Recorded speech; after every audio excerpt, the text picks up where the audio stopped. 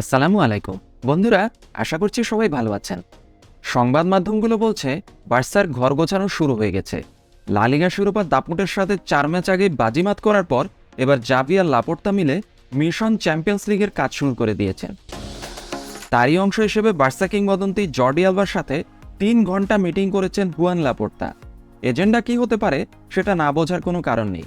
যখন Messi, Gundogan, জুবিমেন্ডিকে Xavi target করেছে, তখন আপনার স্যালারি পেমেন্ট অবশ্যই লা লিগার নিয়মের ভেতরে নিয়ে আসতেই হবে। জর্ডি আলবা বর্তমানে বার্সার চতুর্থ সর্বোচ্চ বেতনধারী প্লেয়ার, যার সাপ্তাহিক বেতন 4,577,000 ইউরো, বাংলাদেশি টাকায় প্রায় 4,68,00,000 টাকা তিনি প্রতি সপ্তাহে বার্সা থেকে বেতন পাচ্ছেন।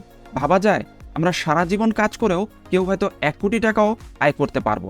আগে একটা ভিডিওতে বলেছিলাম বুস্কেটস আর জর্ডি আলবার সাথে মেসির আত্মার সম্পর্ক, বন্ধু এবং সহচর তারা 3 জন। এরা বার্সায় থাকলে মেসির ফিরে আসার একটা সম্ভাবনা থাকবে, আর এরা দুজনেই যদি সৌদি প্রো লিগে চলে যায় তাহলে মেসিও সেখানেই যাওয়ার সম্ভাবনা অনেক বেড়ে যাবে। কিন্তু এরা দুজনেই বার্সার কাছ থেকে যে বিশাল অঙ্কের বেতন নিচ্ছেন, যা আবার মেসিকে ফিরে আনার জন্য একটা বাধা হিসেবে কাজ করতে পারে। আসলে এটা একটা জটিল সমীকরণ। যদিও বন্ধু বুস্কেটস ইতিমধ্যে ক্লাব ছেড়ে চলে যাচ্ছেন, কিন্তু জর্ডি আলবা যেতে চাচ্ছেন না। কিন্তু কিচ্ছু করার নেই ভাই, বেতন কমাও নয়তো সম্মানের সাথে বেরিয়ে যাও। বাস্তবতা আসলে খুবই নির্মম।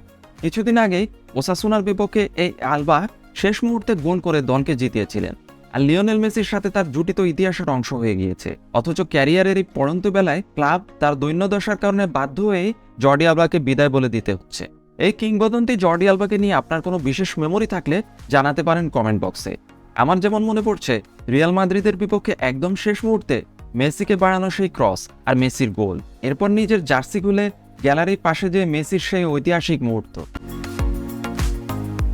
রিপোর্ট বলছে হুয়ান লাপোর্তা জর্ডি আলবার 60% স্যালারি রিডাকশন এবং মাত্র 2 বছরের অ্যাগ্রিমেন্ট প্রপোজাল করেছেন। যদিও আলবা 2024 সাল পর্যন্ত তার চুক্তির পূর্ণ মেয়াদ পর্যন্ত ক্লাবে থাকতে আগ্রহী, তাই তিনি ফেস টু ফেস মিটিং করেছেন লাপোর্তার সাথে। লাপোর্তা ব্যাখ্যা করেছেন যেহেতু টিমে তিনি এখন আর ফার্স্ট চয়েস নন, তাই স্যালারি কমাতে হবে, নতুবা ক্লাব ছাড়তে হবে। অন্যদিকে মাত্র 1 বছর আগেই বার্সা আশা করেছিল আলেহান্দ্রো বালদেকে বিক্রির জন্য তার এজেন্ট জর্জ মেন্ডেস বার্সার কাছে খুব ভালো কোনো অফার নিয়ে আসবে। অথচ মাত্র 1 বছর পরেই কিনা এই বালদে ক্লাবের লেফট ব্যাকের ফার্স্ট চয়েস। এই সিজনের অন্যতম সেরা আবিষ্কার এই বালদে। বার্সার সাথে বালদের অ্যাগ্রিমেন্ট রিনিউয়াল এখন সময়ের ব্যাপার মাত্র, কথাবার্তা পাকা। 2027-28 সিজন পর্যন্ত বালদে বার্সার হয়ে চুক্তি করতে যাচ্ছেন। এই সিজনে জাভির ভরসা হয়ে ওঠা বালদে 41 ম্যাচে 7টা অ্যাসিস্ট করেছেন, আর গত ম্যাচেই করেছেন বার্সা ক্যারিয়ারে তার প্রথম গোল।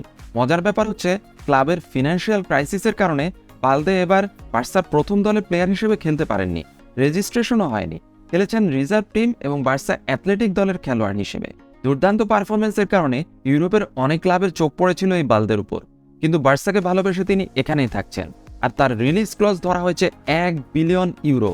তার মানে আপনি চাইলে তাকে ঢাকা মোহামেডান, ঢাকা আবাহনী অথবা শেখ জামাল ধানমন্ডি ক্লাবেও খেলাতে পারেন।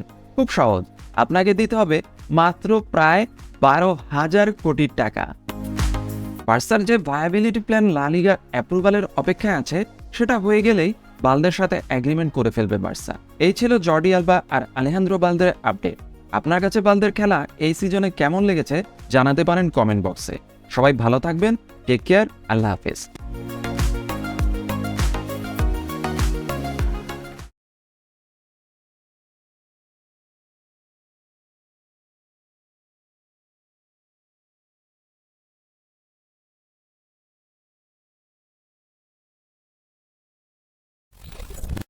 Here's Messi.